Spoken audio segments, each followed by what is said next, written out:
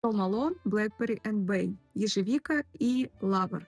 Это аромат, когда хочется пахнуть кислыми, темными ягодами ежевики, лесной, такой ароматической, без следа сладости и парфюмерии, с зеленцой, с лавровым листом. Это стопроцентное попадание. Я раньше думала, что он пахнет мускусом, томатной ботвой и лаврушкой. Но когда сегодня я у сестры в доме попробовала на вкус ягоду ежевики, которую я сама сорвала с куста, вот с этой плодоножкой, я поняла, что это попадание в ежевику.